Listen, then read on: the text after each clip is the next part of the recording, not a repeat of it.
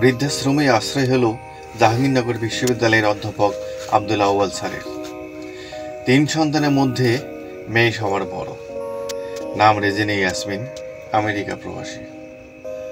বড় ছেলে wing commander, অবসরপ্রাপ্ত ইফতেখার হাসান। ছোট ছেলে রাকিব, অস্ট্রেলিয়া প্রবাসী। জীবনে এত কিছু থাকার পরেও আজ তার 2 চোখে অন্ধকার। থাকেন আগারগাঁও প্রবীণ নিবাসে। দীর্ঘ 17 বছর বিশ্ববিদ্যালয়ে শিক্ষকতা করেছেন সুনামের সঙ্গে। 2006 সালে অবসর নেন জাহাঙ্গীরনগর বিশ্ববিদ্যালয়ের পদার্থ বিজ্ঞান বিভাগের অধ্যাপক ডক্টর এম আব্দুল আউয়াল। অবসরের পর কিছুদিন ভালোই চলছিল তার। অধ্যাপক আব্দুল আউয়ালের সংসারে 2 ছেলে 1 মেয়ে। আব্দুল আউয়াল জানান, শিক্ষকতার আগে 1965 সাল থেকে 1988 সাল পর্যন্ত বাংলাদেশ অ্যাটমিক এনার্জিতে চাকরি করেছি। এরপর শিক্ষকতা। জীবনে অনেক টাকা পয়সা উপার্জন করেছি। 2006 সালে বিশ্ববিদ্যালয় থেকে অবসর নিয়েছি। এরপর ছেলেমেয়েরা আমার আর খোঁজ খবর নেওয়া বন্ধ করে দেয়।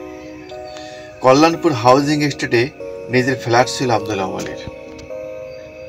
এছাড়া পল্লবীতেও বেশ কিছু জমি ছিল, কিন্তু এসব বড় ছেলে কৌশলে বিক্রি করে টাকা পয়সা নিজের অ্যাকাউন্টে জমা করেছে। আক্ষেপ করেই বলেন অধ্যাপক আউয়াল।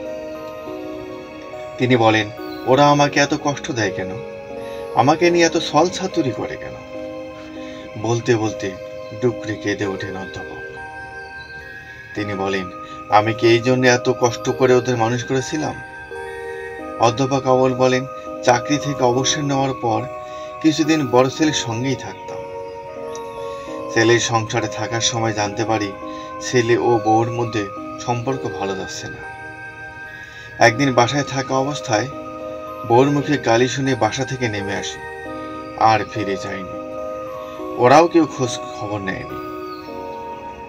ছোট ছেলে অস্ট্রেলিয়া থেকে দেশে আসে 2014 সালে।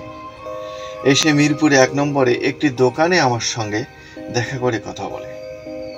সেখানে গেলে আমাকে জানায় তার বিয়ে ঠিক হয়েছে, অথচ আমি ওর বাবা। আমাকে জানালো না যে বিয়ে করতে যাচ্ছে। বিয়ে করে আবার চলে যাবে একথা শুনে ছেলের বউকে দেখতে চান তিনি, কিন্তু তার সঙ্গে দেখা করা যাবে না বলে জানায় ছেলে। অধ্যাপক আফসোসের সুরে বলেছিলেন, অথচ এই ছেলের পড়ালেখার জন্য পেনশনের টাকা থেকে 26 লাখ পাঠিয়েছে। সেই ছেলেও আমাকে কোনোদিন ফোন করে না, মাঝে মাঝে ইমেইলে চিঠি লেখে। উচ্চশিক্ষিত হতে গিয়ে আমরা দিন দিন মানুষ হতে ভুলে যাচ্ছি।